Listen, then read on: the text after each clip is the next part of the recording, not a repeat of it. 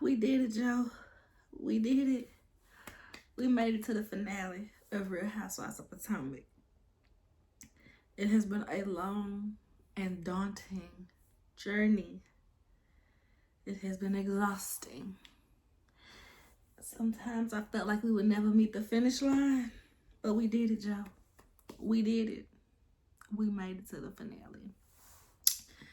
Hey, it's your girl, KV. Back again with another Real Housewives of Potomac Season 8 review. This is episode 18, an iconic ending or something like that. More like an iconic flop. If it wasn't for Mia and Gordon's mess, it would have been a complete flop. So let's get started. What I didn't catch the first go around at the end of the last episode, I caught it this episode where Ashley was like, "Are we done filming? Are we done filming?" And then we hear Deborah confronting Candace. My bad, not Deborah. Sesame Street. We hear Sesame Street confronting Candace. I'm wondering what the lapse was in that time, or what was said in that time between. Like, I need the whole hot mic situation, to be honest, because Ashley was standing right there talking to Sesame Street when this all happened. That's why her shock in the aftermath was so annoying, because it's like, girl, you were right there. You saw it all. Why are you acting like you don't know what happened? So Sesame Street goes up to Candace. Later on, she says that she heard Candace talking about her, calling her vermin and rodent and all of that. So she was like, "Oh, do you have something to say to me? Do we need to talk?" Candace was like, "Absolutely not." I think we do, because why are you always talking about me? Why are you always talking about me? And Candace was like, "Somebody get the help. The help is trying to talk to me. I do not talk to the help. Somebody come get the help." And when she turns away with her hand up like, "Girl, bye," Grover throws a drink on her. Kiana tries to like back her up like, hey, this is not what we doing. And you see a few arms go up. A few people try to like back her up like, "Girl, that's not what we doing."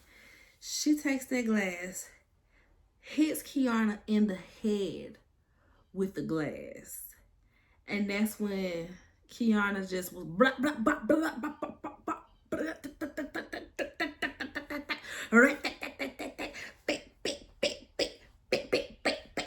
You see Deborah trying to swing, but it's like it ain't connecting. They ain't going fast enough. They just arms flailing. And that's when the other funny face friend, I think they said her name, when they showed a flashback, her name came to me. Sydney, maybe? That's when Sydney came up, grabbed Kiana by the hair, and pulled Kiana down. And at that point, Deborah got on top of Kiana, but it still don't seem like she was really swinging. It seemed like by the time they hit the floor, security or production jumped in and was like, "Oh my God, we gotta break this up." So it don't seem like much happened on the floor. But let Deborah tell it. She thinks she won a fight because she hit the girl with a glass and the girl was bleeding. Baby, that got your swept. That don't mean you won the fight. That just means you a coward. You hit somebody that wasn't even beefing with you, or you beefing with them. You just thought she was going to be an easy target because she's not main cast. Like, that was just so crazy to me. Like, it was just crazy to me. So yeah, we see that Kiana's head is bleeding because Sesame Street hit her in the head with the glass. So that's what's happening in the aftermath. Everybody's like, "Call the ambulance, she's bleeding. Are you okay?" Kiana is calm. She like, "Girl, this little cut." Feel a little stitches and some treatments in my med spot. Clean that right up, girl. Y'all calm down. So they take her to the ER. Karen rides with her because Karen was like, well, I didn't drive, so, I'll go with her in the ambulance. Wendy and I think Candace also meet them at the ER. So after that, we see these not text messages, tweets. We see these tweets about Sesame Street gloating that she made Kiana bleed, and how was your trip to the ER, and she got in my face and punched me first, and then it was on, and yada yada yada, and still egging it on, right? Producers, we see people trying to act like Kiana inserted herself in the fight when she was actually trying to calm it down. She was actually trying to de-escalate the situation. She was standing right next to Candace. She's just trying to make sure a fight didn't happen. Probably got hit with some liquids from the daggone drink thrown on Candace as well, and just tried to back Sesame up off of them. And Sesame hit her with a glass. Baby, I don't care if she did beat her up. I'd probably sue. She said, the face, she's hit me in my forehead, my face. Kiana is so cute. I would probably sue though. I'm not even gonna lie.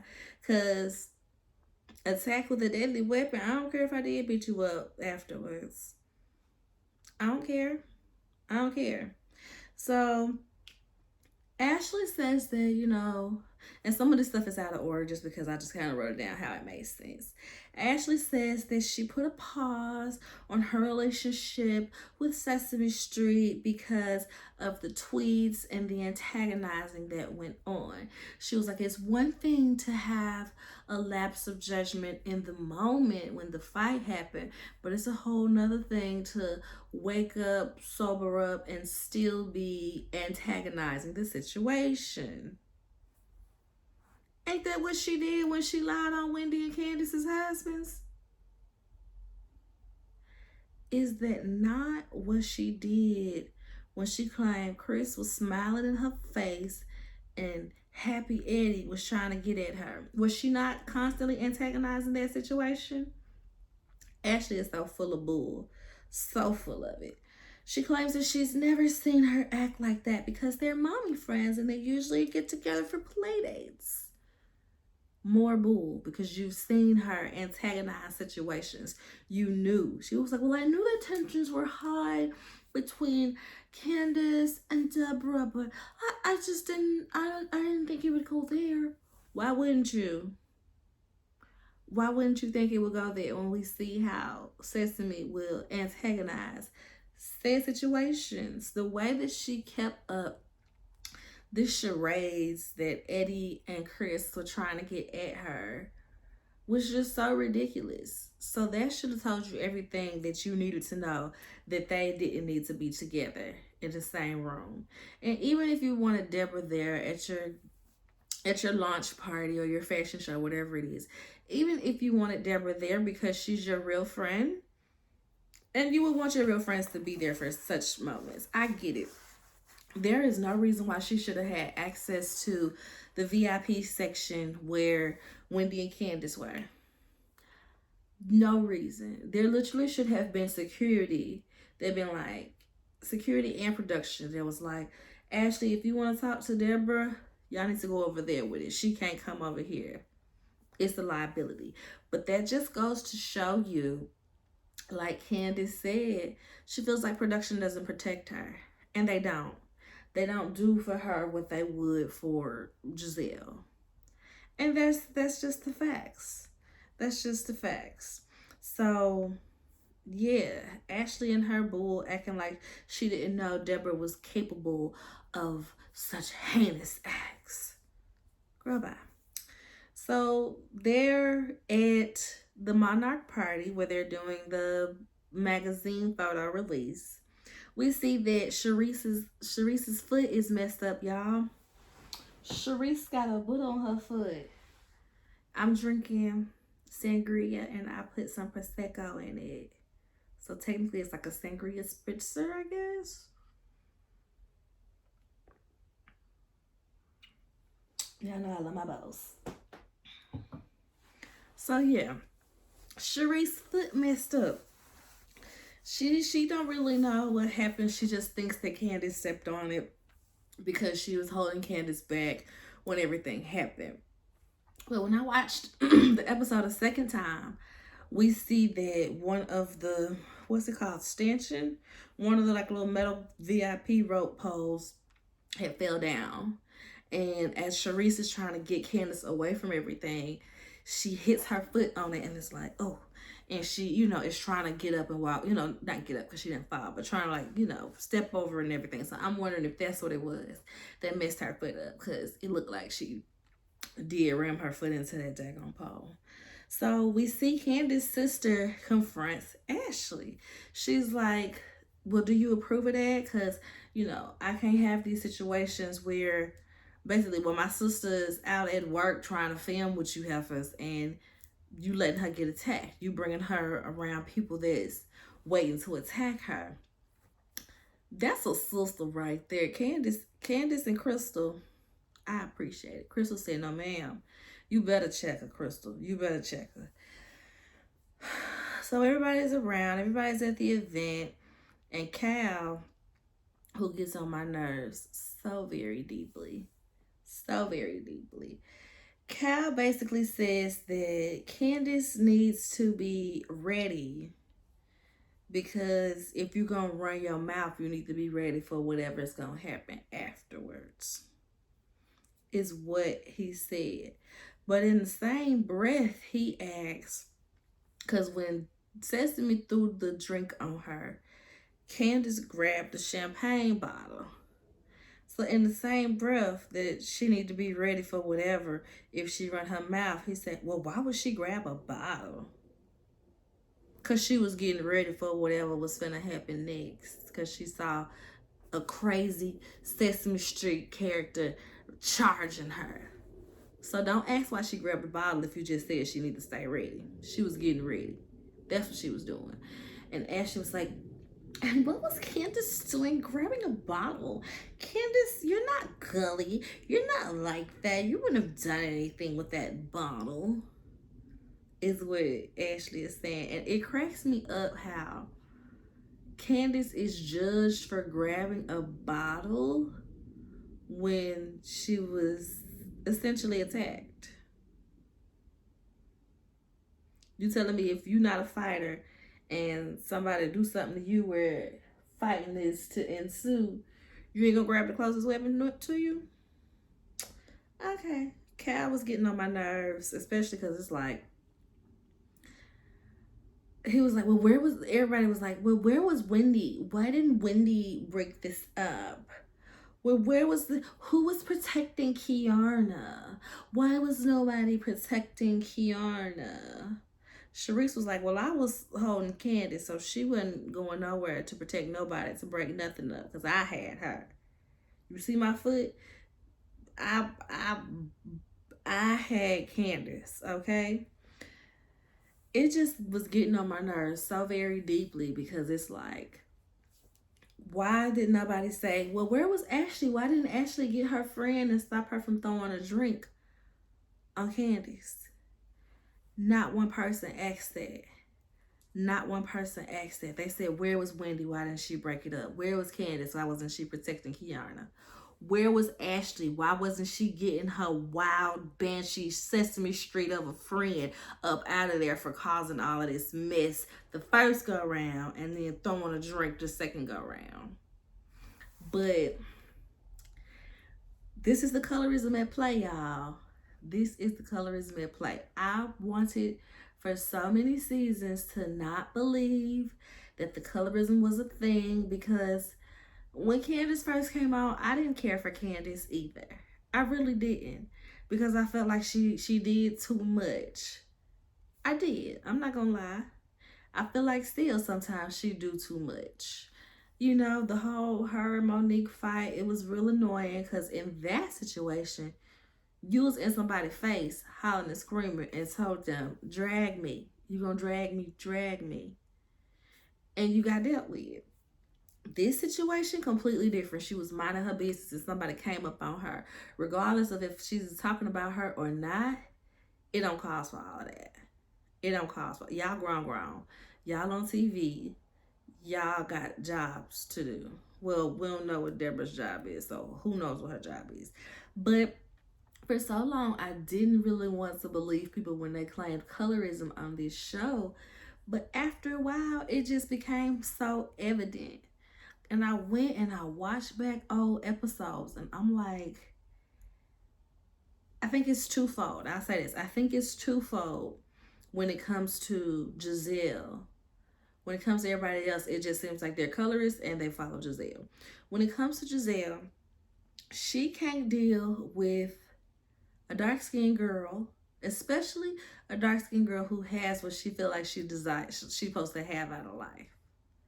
Because think about how she treated Monique when she was like, you don't have a home. I have 4 homes. I said I'm buying a Potomac home. Okay? Yeah, I got that. Caught it, return to sender. Okay? Bang. When it came to Candace, oh, so your mom does this. Oh, so your mom take care of this. Ain't that what you trying to do for your daughters? Ain't you trying to leave a legacy and leave trust funds and have the means to do all of the things that Candace's mama do for her, for your daughters? So the fact that they want to try to pick on her, or they try to pick on her about it, it's just like, it's giving jealousy. It's giving envious. It's giving colorism. So yeah, the colorism jumped out this episode, because not nan person except for Candy's sister Crystal came to Ashley to be like, you know, why didn't XYZ happen? Crystal and Wendy. That's about it. That's about it. And even then, they still ain't make Ashley really take no outside of that. When they did ask Ashley, well, what happened? Well, how this? They didn't have her take no accountability for bringing that girl around, knowing that there was so much beef around the situation. And Candace said after the fight happened, she was like, somehow this will all be my fault. I already know it. I already know it. And yes, girl, because the goalpost keeps on moving. The line is always moving. Okay? It's always moving. Oh, child, where am I in my notes? So they have a round table while they're at the Monarch event. And they're just kind of asking Ashley a couple of questions like, so why did you invite her if you knew that there was tension? Well, I knew that there was tension, but I didn't think it would be this. And, you know, she's trying to skate around it. Well, I'm not going to take responsibility for 2 adults and their actions because that has nothing to do with me. And Wendy was like, try it out. You ain't finna try me. You knew that your friend came there with an agenda. She was looking for her moments, okay? You know that, and you allowed it to happen. Period. Stop trying to skate around accountability. Stop trying to act like you didn't know what was about to happen. Because apparently, Deborah and Ashley were sitting there whispering back and forth before it all happened. So even if you feel like you didn't think that she was about to swing and fight, you knew that she was getting up to go confront Candace. So yeah, like I said, Ashley is full of bull. I really hope she don't come back next season. I hope that that is the icing on the cake for Ashley to not come back next season, because she don't bring no storyline.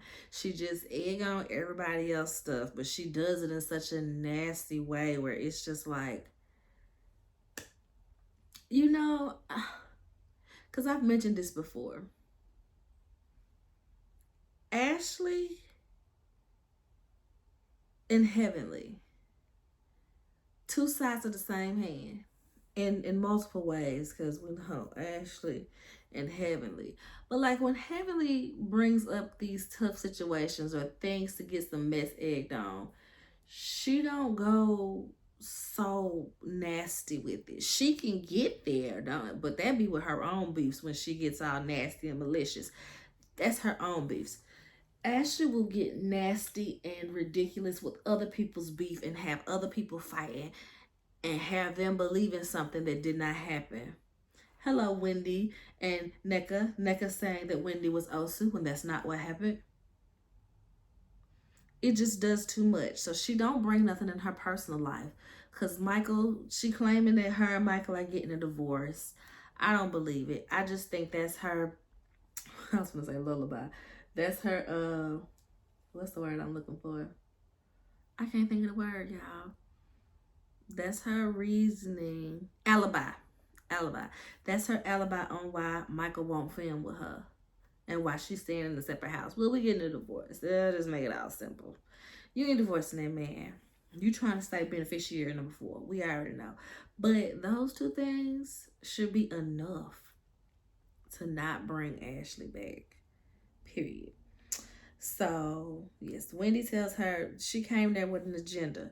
Karen gets on her as well. Karen said, this isn't okay because you're sending a message to anybody who has a problem with us to come and try to attack us, and that would be okay. And it's not okay. I said, thank you, Karen. Thank you. Karen's, like she said, I don't ride the fence. I am the fence. You ride me. Karen, she don't pick sides by who she like or who she best friends with. She just speaks the truth. She just speaks the truth. And that's what I can appreciate about Karen, with her being the one that is kind of stuck in the middle of these two sides. So, yeah. So that's, they wrap that on up. They done talking about the fight. Ashley, sitting there looking crazy. Well, I've paused my friendship with Deborah, so she won't be around, yada, yada, yada, blah, blah, blah. They get on to the event, and these pictures, y'all. These pictures are hilarious because, the intentions were there. Some of the ladies looked good, but nobody was hitting the mark. And the wigs were so stiff. The wigs were insanely stiff. But nobody was hitting the mark. Looking at those pictures, you wouldn't have said, oh, that's Shirley Ralph. Oh, that's supposed to be Pam Grier. Oh, that's Mariah Carey. Not one of those pictures would you have looked at and immediately known who they were trying to portray. Especially with them stiff behind wigs. It was just a mess, y'all. So the ladies Mia got her kids there. She does a speech about, how she was contacted from Monarch Magazine and how this all came to be. And she's grateful. And Gordon, he gives a speech too. He picks up the mic and he gives a speech to say some kind words and how much he loves and appreciates Mia. We'll put a pin in that. And then we do the outros. The outros were different. They usually show a moment and they do a freeze frame, right? Or am I tripping? I feel like it's usually like a freeze frame while they had a little words on the screen. This time it was like,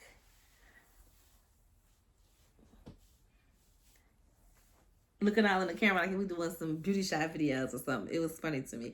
It made it hard to focus on the words on the outro. So basically, it's talking about how Candace is doing music.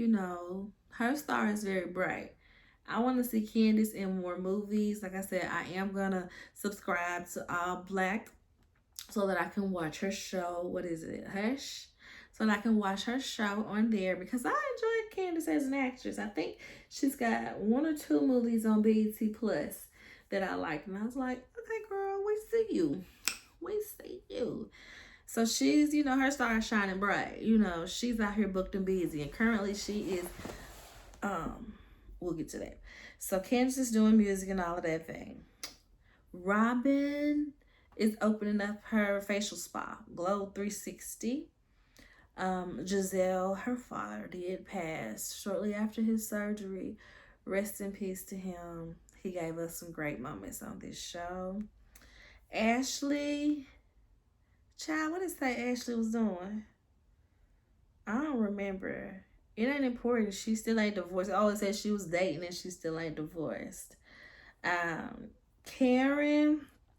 Karen is renovating the Siri house and she hopes to be done in 2025. Ineka, um, her IUI did not result in a pregnancy and they will be trying for IVF in the upcoming year. Wendy dropped her YouTube show. Um, I think that's all the girls, right? I think that's all the girls. So Mia, dun dun dun. Let's pick that pen back up. So I'm looking at the TV and I'm like, how they doing the outros right now? It's still like 15 minutes of the show left. What's happening? They're getting into the Gordon and Mia of it all. So say it's 3 months later, and they got Wendy and Eddie in the confessional, and they're asking Eddie, what happened? Well, Gordon sent us a group text in our guys chat trying to tell everyone what's been going on with him and Mia, and basically trying to get them to see, you know, this is happening. Me and Mia been beefing. We about to have a divorce. He ain't really paying no mind. He just thought, oh, they arguing. They having a moment until later, a few days later, the headlines read that Mia is filing for divorce. So now we at the house with Mia and Gordon, and they talking about all of this. They talking about how he went to TMZ, and I think the TMZ video is when he admitted that once he had his prostate cancer and, you know, wasn't really able to perform per usual, he gave Mia a hall pass and just told her, you know, don't involve the kids and don't be messy. You know, don't let it slip out. Keep it up under wraps. And apparently she involved the kids, so that's why he went to TMZ. Mia says she thinks that seeing the Real Housewives of Potomac trailer set him off when Ashley asked her, "Did you marry Gordon for his money?" And she said, "I might have." She says she thinks that what set him off, and that's what really, you know, had his engines firing.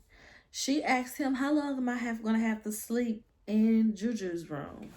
He like, "You the one that called me out here from Charlotte because you needed help with the kids. I go back now if you got the kids covered. Like, what you want me to do?" And my thing is like, why he gotta go all the way back out to Charlotte? You can't get a house around the corner. You can't go down the street to Baltimore and get a house so that we can swap these kids out over the weekend, or you get a week, I get a week, however y'all decide that. But I'm like, why is he going all the way back out to Charlotte when y'all got kids in the mix? That threw me. So apparently, right after they got married, she was still messing with the high school sweetheart. So y'all remember this guy. Remember how Carlos King interviewed Mia's boo after that picture had dropped, and what was his name? Incognito? I think something like that, but he goes by Ink. Gordon says she been messing with Ink for the past 10 years. They've been married for 11. I said, not Gordon being the husband, but still the side piece. What in the Peter, Tyra, and Amina is going on here? Because Gordon, how is you still the side piece and you the husband? So this is her high school sweetheart. Ink is her high school sweetheart.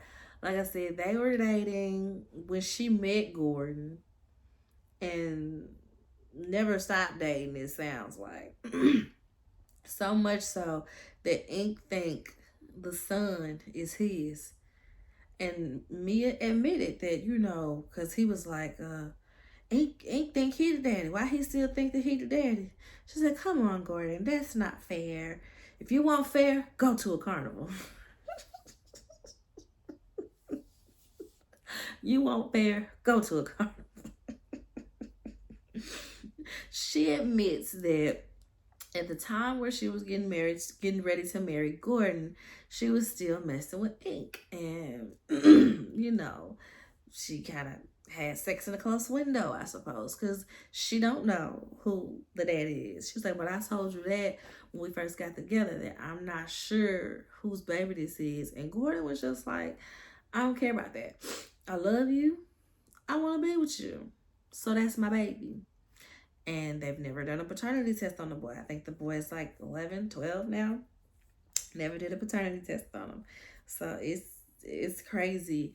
And it's sad that they have to bring the child into this, because now, however, whichever way this go, whether Gordon ends up being his daddy, whether Ink ends up being his daddy, he has to now grow up out of a child's place to analyze what is going on and why is this even being questioned. You know what I mean? That's just not something that a child's gonna hear that goes in one ear and out the other. He's old enough to know, like, wait a minute, so you've been acting like my daddy this whole time, but you might not be my daddy? And this man who mama been taking us over his house, that's really my daddy? He's gonna have to grow up out of a child's brain to really analyze and understand what's going on with that. But the part that got me is, when and why was she taking the kids over to Ink's house? So yeah, she was taking the kids over to Mr. Ink's house, and she claimed, well, he's never there. It's a 5-bedroom house. He lives in 12 cities. He's barely there. But I'm like, why was y'all going over there as a family? Why was the kids going? Don't tell me that she a Clay daddy, because, his mama used to cheat on him. And, his mama. Clay daddy used to cheat on his mama. And, when he was cheating, he would take him on the cheating expeditions. Don't tell me we about to say the same thing about Mia, because, Mia was cheating on Gordon, and she would take the kids over on her cheating expeditions to Mr. Ink house. Ooh, what in the Clay daddy, y'all? So much so, she would take the kids over there. So much so that the son, Jeremiah, asked Gordon, why is mommy trying to replace you with Mr. Ink? Told Gordon, she be in there with him. She be sleeping in the bed with him. And I'm like, where do Gordon be for me to be having overnight trips with the kids at Ink house? Baby, what? So I guess we'll get more into that at the reunion, y'all, because, like I said, this was the hottest tea of the season. This was the hottest tea of the season, y'all. So, my first message is, Robin, this is how you give relationship realness, okay?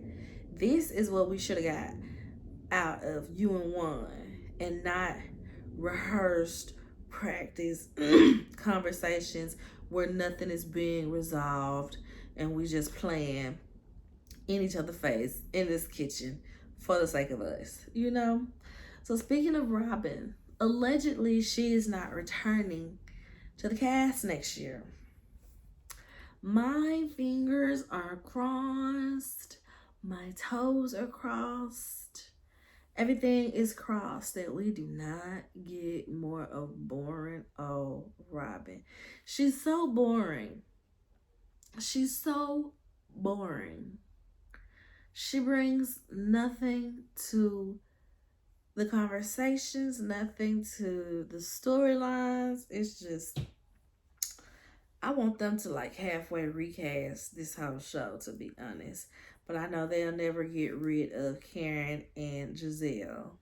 I know that much. But yes, y'all. So while we're talking about people that's not returning, we see for certain that Candace is not returning on the next season. According to People magazine, she is taking a break. She said it's not farewell, but she will not be returning next season. I really hope to see her in more movies and TV shows. Of course, the rumor mill is spinning and saying that Candace is pregnant. I would hope so, y'all, because in her message with People magazine, she says she's got new opportunities and responsibilities. So I'm wondering if she took them embryos out the freezer and she popped them on in and a pregnancy ensued, and that she is going to have her wish of having a baby. Because we saw her struggle with that over the past couple seasons. Struggle with trying to get pregnant, struggle with the IVF, and struggle this season with truly wondering if this is her time to do that. So not to get up in her business, not gonna be womb watching and all that, but I would love that for her. And I would definitely agree that she would need to be off the show while she is doing that, for certain. So what she has been doing that we know of is she has been co-hosting on the radio with Angela Yee. I think she did a week with Angela Yee, and I think she was doing a really good job. I could see Candace doing that. So I'm wondering if she's trying to pivot into that arena as well. And wouldn't that be so cute? Candace VJing on the radio and like going to her song. Next up, you're going to hear me with my song Drive Back. You know what I mean? How cute would that be? Love that for her.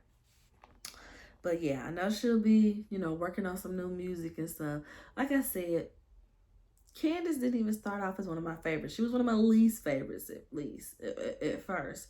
But the fact that she's doing something with her platform, the fact that, we've seen her mature on the show, which we cannot say for everybody, just puts her up to my favorite spot. Her, and dare I say it, and Mia are my favorites, y'all. Messy Mia. She be lying, which Gordon was like, pick a story and stick with it. Pick a story and stick with it. Yes, that is us screaming at Mia half the time that she needs to pick a story and stick with it, because her story's changed. She's trying to rewrite history every other episode. But she is entertaining. She brings storyline. She brings mess. If we take out the whole her assaulting Wendy thing, which really annoyed me. That's why it's hard for me to say she's one of my favorites now, but I just gotta face the facts. She brings it. She brings it. But yeah, she still needed to be slapped for attacking Wendy. But y'all, that is this episode of Real Housewives of Potomac. So I'm guessing it's gonna be another 3-part reunion. Andy don't know how to do nothing but 3-part reunions at this point.